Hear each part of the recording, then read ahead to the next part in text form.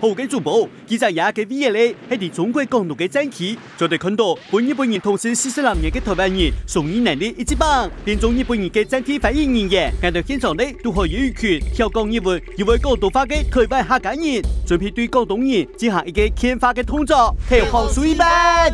唔過，讓一出要到嘅，自家講自家咯，唔錯噶，日本朋友又會知道，我哋客家朋友會講廣東話咯。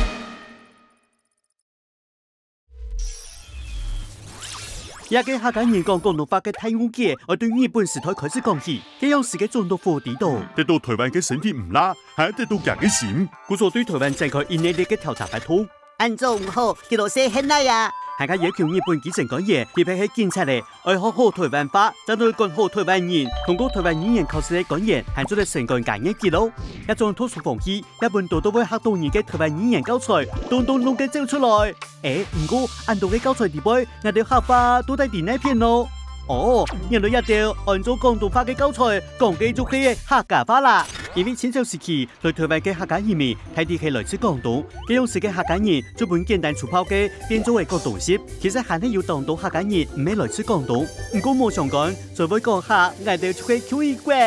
到日本時代，雖然日本人一啲語言對族群認同嘅重要，唔過為到管理方便，官方還係繼續用清朝嘅膚色觀念，讓客家人從下看做廣東粗料。也就產生了日本官方讓民間學者對廣東書嘅各種文化研究立記錄，還有啲客家留下按照廣東話嘅公啟書，其中還有台灣人寫嘅教材《廣東人寫成》，對發音、到文化內容詳細，非法片還會教育嘅老人研究。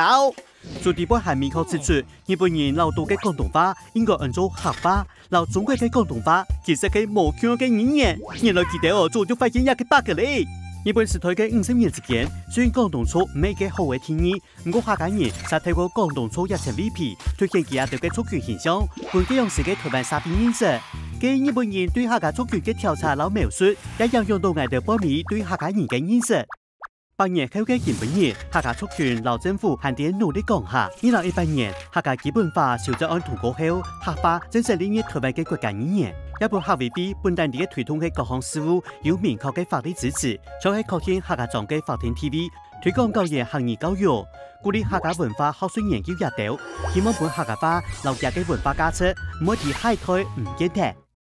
嘰里呱啦講到呀，雖然我哋都希望客家啲台灣都做到出彩嘅講母語，不過也有不少人認為將行業一做唔係沙比主流嘅語言，前面會有少少嘅意義。不過透過日下嘅 AI 技術，我哋一看到客家傳承嘅新希望，所以訓練 AI 可唔可以講下，佢就會機會變做未來時代嘅客家先生，亦可以按到原來客委會老客家電視台當地推動嘅重要工作。頭擺客家老廣東話本路做強下，一下基本列入台灣國家語言，連唔係客家人都會講自己嘅按字勢爭來了。今日就會按上網講下，卻因為一個行業自我認同嘅重要元素，係個代表我哋唔想模特，亦都抗啲客家後輩嘅神話故事。上網特別講下橋樑嘅同時，也希望各位客家朋友太步看過來喲。